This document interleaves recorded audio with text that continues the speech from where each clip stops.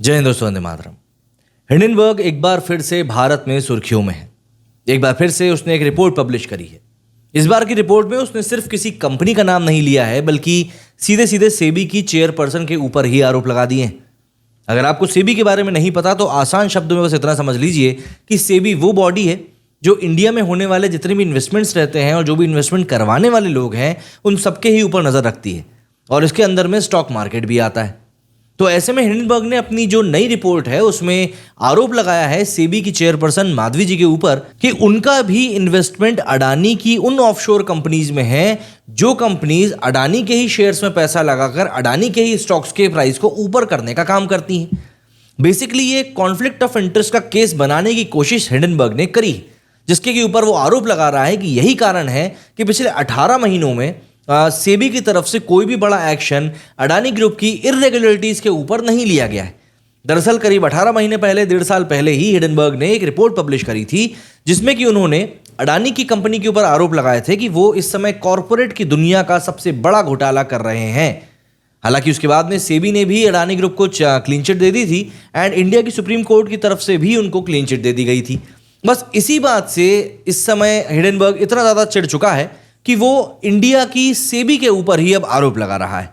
लेकिन इससे पहले कि हम लोग इस पूरे सिनेरियो को समझें, इस केस को समझें कि क्या कुछ हुआ है, ज़रा हिंडनबर्ग के बारे में भी बात कर लेते हैं और इस समय इंडिया में मार्केट में क्या कुछ चल रहा है उस बारे में भी ज़रा समझ लेते हैं, जिससे कि आपको पूरा एक बैकग्राउंड मिल सके कि आखिर ये हिंडनबर्ग की रिपोर्ट जो बार बार आ रही है इंडिया को लेकर, उसके पीछे क्या कुछ कारण हो सकते हैं। देखिए, अगर मैं पिछले कुछ समय की बात करूं, स्पेशली कोविड काल के बाद से, तो इंडिया का जो एक मिडिल क्लास सेगमेंट है या अपर मिडिल क्लास जो सेगमेंट है, उसकी इन्वेस्टमेंट को लेकर काफ़ी रुचि बढ़ी है।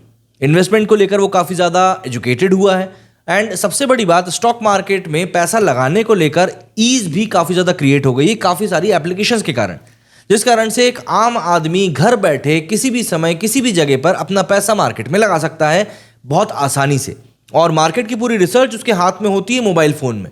तो ऐसे में इंडियन मार्केट जो है इस समय काफ़ी अच्छा बूम कर रहा है।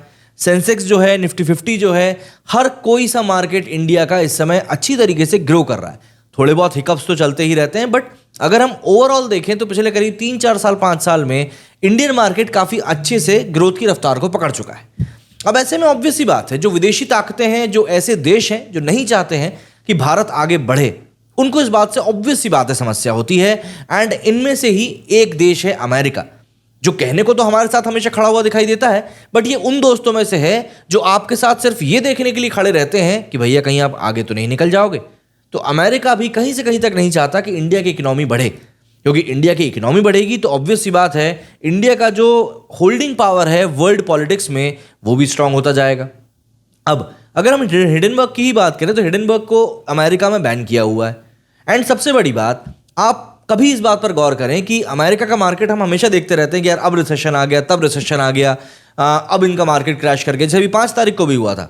सिर्फ रिसेशन की एक आशंका के चक्कर में अमेरिका का मार्केट ऐसा गिरा कि सिर्फ अमेरिका का मार्केट नहीं गिरा बल्कि दुनिया भर के बड़े बड़े मार्केट, जिसमें कि इंडिया का स्टॉक मार्केट भी शामिल है, वो तक नीचे चला गया था।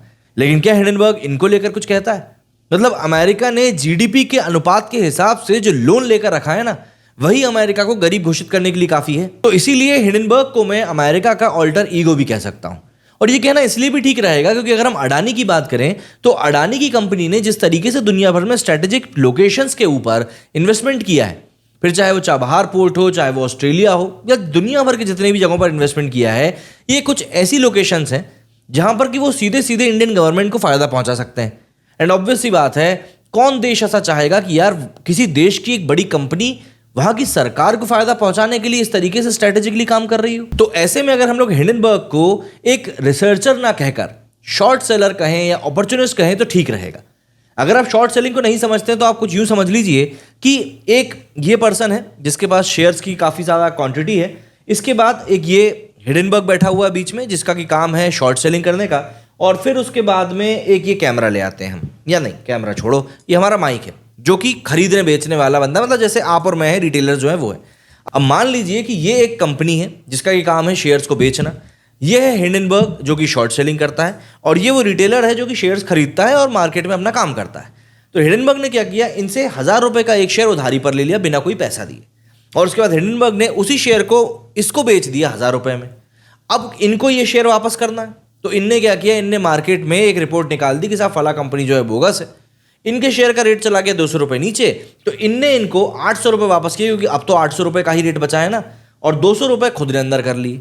आसान भाषा में इसी को शॉर्ट सेलिंग कहा जाता है कि आप उधारी पर किसी का शेयर लो और जब उसके शेयर का रेट कम हो जाए तब आप उसको वापस कर दो। हालांकि इसमें काफी रिस्क फैक्टर भी होता है, बट हिंडनबर्ग इतनी बड़ी कंपनी है, जब दुनिया भर की तमाम चीजों के ऊपर रिसर्च करती है तो इसके ऊपर भी कर सकती है। और देखो, मैं इसीलिए कहता हूं कि अगर हिंडनबर्ग सिर्फ और सिर्फ एक रिपोर्ट जारी करता ना, तो मैं बिल्कुल उसको लेकर पॉजिटिव सोचता, लेकिन क्योंकि वो रिपोर्ट जारी करने के साथ साथ शॉर्ट सेलिंग भी कर रहा है, इसीलिए उसके ऊपर ट्रस्ट करना थोड़ा सा मुश्किल हो जाता है, क्योंकि वो अपने लाभ के लिए किसी और की बुराई कर रहा है जिससे कि वो खुद पैसा कमा सके।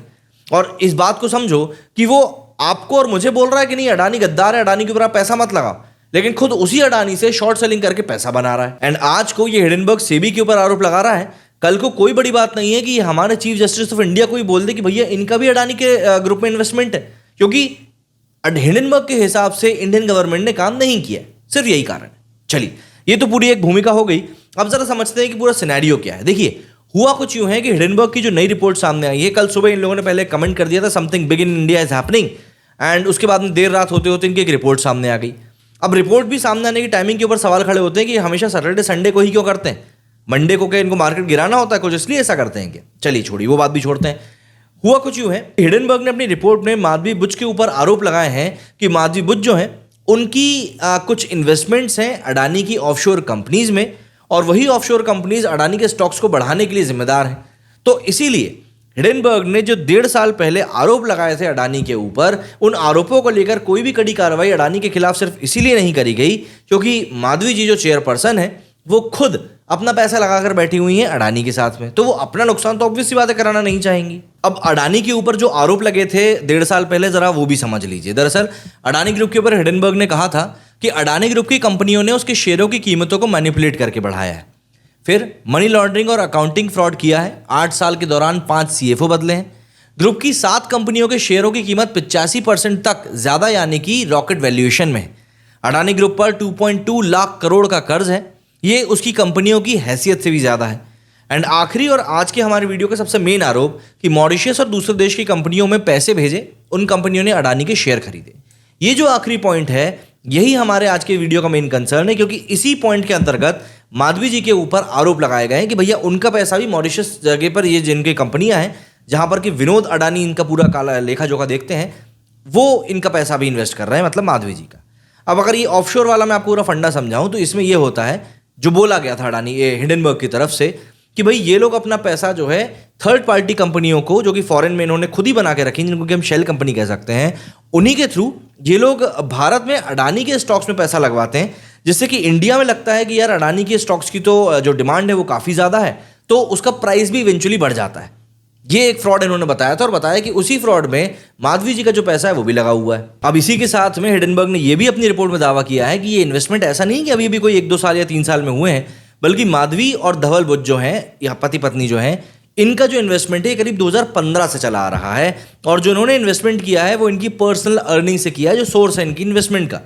तो पहली चीज़ तो ये कि जब 2015 से माधवी उसमें इन्वेस्ट कर रही हैं तो क्या गलती कर रही हैं, क्योंकि पर्सनल अर्निंग से ही कर रही हैं, ये बात खुद हिंडनबर्ग ही बता रहा है। इसके अलावा हिंडनबर्ग ने सिंगापुर की एक फर्म अगोरा पार्टनर्स का भी जिक्र किया, जिसका कि 100% इंटरेस्ट स्टेक जो था वो 2017 से लेकर 2022 तक माधवी जी के ही पास में था। लेकिन जब 16 जून 2022 को वो सेबी की चेयरपर्सन बनती हैं, तो अपने चेयरपर्सन बनने के 2 हफ्ते बाद वो साइलेंटली पूरा का पूरा जो स्टेक है वो अपने पति धवल बुच के नाम कर देती हैं, और यहां पर उन्होंने बोला है कि भाई ये इन्होंने छुप के किया है। अब देखिए, एक कॉन्फ्लिक्ट ऑफ इंटरेस्ट का टर्म होता है। मान के चलिए कि अगर कोई इंडियन टीम का कोच है तो वो IPL की किसी टीम का कोच नहीं हो सकता। सेम उसी तरीके से अगर सेबी का चेयरपर्सन आप बन रहे हो तो आपका इन्वेस्टमेंट ऐसी जगहों पर नहीं हो सकता। और अगर माधवी जी को कुछ छुपाना होता तो भाई वो किसी थर्ड पर्सन के ऊपर अपना ये पूरी कंपनी शिफ्ट करती ना, मतलब ड्राइवर नौकर इन सब के ऊपर। अपने पति के ही नाम पर क्यों शिफ्ट किया? भाई कोई पागल ही होगा जो किसी छुपाने वाली चीज़ को भी अपने किसी खास व्यक्ति के नाम पर ही शिफ्ट करेगा।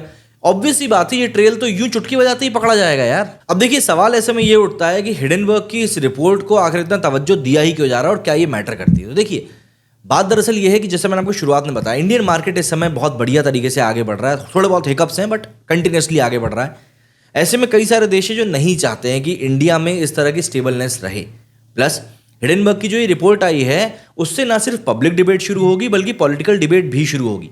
पॉलिटिकल डिबेट से मेरा मतलब ये है कि हमारे देश का जो विपक्ष है वो ऑलरेडी अबानी अंडानी अम्बानी करता रहता है, तो हिडेनबर्ग की जो ये रिपोर्ट है ये उनको भी एक बेस देगी कि जाइए आप थोड़ी सी और इस बारे में बात करिए।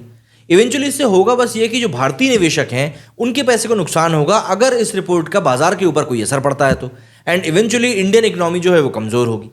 इसके अलावा सेबी को लेकर हिडेनबर्ग का ये भी कहना है कि हमने करीब 40 इंडिपेंडेंट मीडिया सोर्सेज के थ्रू इन्फॉर्मेशन निकाली थी अडानी को लेकर। उस इन्फॉर्मेशन को सेबी ने और भारतीय सुप्रीम कोर्ट ने पूरी तरीके से नकार दिया और उनको क्लीन चिट दे दी। तो कहीं ना कहीं आप ये भी कह सकते हैं कि क्योंकि हिडेनबर्ग की बात को यहाँ पर प्रूव नहीं किया जा सका, सिर्फ इसीलिए हिडेनबर्ग अपने पॉइंट को प्रूव करने के लिए अब सेबी के ऊपर भी आरोप लगा रहा है। और देखिए, सेबी के ऊपर आरोप लगाने का मतलब सीधा सीधा ये है कि आप भारतीय मार्केट के ऊपर आरोप लगा रहे हैं। आप भारतीय मार्केट के ऊपर आरोप लगा रहे हैं कि यहां पर जो भी कुछ पैसा आप लगा रहे हो, कोई भरोसा नहीं है कि वो बबल कब फूट जाए और आपका पैसा पूरा का पूरा डूब जाए। समझिए आप इस बात को, क्योंकि जब लास्ट टाइम इन्होंने अडानी के ऊपर आरोप लगाया था, अडानी एंटरप्राइजेस के शेयर करीब 4000 के पास में थे। उसके बाद वो शेयर सीधे गिर के 1000 के आसपास पहुंचा। अब अगर उस कंपनी में वाकई इतनी ज़्यादा इरेगुलरिटीज होती तो भारत में भी कई सारे लोगों ने उनके ऊपर लाखों करोड़ों रुपए लगा के रखे। भाई वो लोग के इंडिविजुअली चेक नहीं किए होंगे कि भाई वहां पर क्या कुछ चल रहा है। और यही तो कारण है ना कि इस कंपनी में कोई दिक्कत नहीं थी, इसीलिए पिछले 1.5 साल में वो फिर से ग्रो करके आज 3800 रुपए प्रति शेयर के ऊपर पहुंच चुके हैं। माधवी बुच के बारे में थोड़ी सी बात कर लेते हैं कि इन मोहतरमा की क्या कुछ हिस्ट्री रही है, जिससे कि आप भी समझ सकें कि वो किस घाट का पानी पीकर आई हैं। दरअसल माधवी जी के बारे में बताया जाता है कि वो मुंबई में बड़ी हुई हैं। 1966 में उनकी पैदाइश हुई थी। बचपन से ही वो मैथमेटिक्स और फाइनेंस में काफ़ी ज़्यादा स्ट्रांग थी। IIM अहमदाबाद से इन्होंने MBA किया है एंड इसके अलावा 1989 में उन्होंने ICICI बैंक को ज्वाइन किया था, जहाँ पर कि वो बहुत तेज़ी से आगे बढ़ी। अगर हम ICICI बैंक में ही उनके कामकाज को देखें तो वहाँ पर उन्होंने इन्वेस्टमेंट बैंकिंग, मार्केटिंग और प्रोडक्ट डेवलपमेंट जैसे डाइवर्सिफाइड रोल्स में काम किया था। एंड ये बहुत ही ज़्यादा इंपॉर्टेंट रोल्स होते हैं जब आप एक प्राइवेट बैंक के बारे में बात करो और उसकी ग्रोथ के बारे में बात करो। इन सब के बीच में उन्होंने इन्वेस्टमेंट बैंकर के तौर पर फॉरेन की बैंक्स में भी जाकर काम किया, जिससे कि उनको फॉरेन के बैंकिंग का भी काफ़ी अच्छा एक्सपीरियंस है। इसके बाद वो जब वापस भारत लौट कर आई तब उन्होंने यहाँ पर काफ़ी मतलब आइडिया सेल्युलर वगैरह इन सब में भी काम किया। एंड मार्च 2022 में एक पाथ ब्रेकिंग अचीवमेंट उन्होंने हासिल किया जब वो सेबी की पहली महिला चेयरपर्सन बन गई। उनके अंडर में रेगुलेशन, सुपरविजन, सर्वेलेंस जैसी काफ़ी इंपॉर्टेंट चीज़ें आई। एंड ऑब्वियसली बात है, इन्वेस्टमेंट्स को मॉनिटर करना एक बहुत ही जिम्मेदारी वाला काम भी होता है। अब देखिए, इस रिपोर्ट के आने के बाद में अडानी के जो शेयर्स हैं उसके ऊपर एक असर पड़ने की उम्मीद तो है, लेकिन अडानी के शेयर से भी ज़्यादा जो एक चीज़ मैटर करती है वो ये कि सेबी के ऊपर आरोप लगाए गए हैं।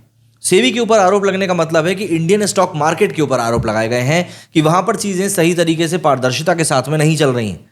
अब देखिए, हाल फिलहाल की अगर बात करूं तो मेरे को कोई भी इन्वेस्टर फिलहाल तो ऐसा नहीं दिखा जिसको कि हिडेनबर्ग की इस रिपोर्ट से कोई खासा असर पड़ा है। और लास्ट रिपोर्ट जो हिडेनबर्ग की आई थी उसके बाद में लोग वैसे भी बोल रहे हैं कि भाई ये तो खुद कमाने के लिए कर रहा है, तो फिर हम अपना पैसा क्यों डुबोएं। इस तरह की चीज़ें फिलहाल मार्केट में चल रही हैं। अब देखते हैं इसको लेकर क्या और रिएक्शंस गवर्नमेंट की तरफ से निकल कर सामने आते हैं। बाकी आप मुझे कमेंट में बताइए कि आपका इस बारे में क्या कुछ कहना है। मेरे इस वीडियो में फिलहाल इतना ही। जय हिंद, जय भारत।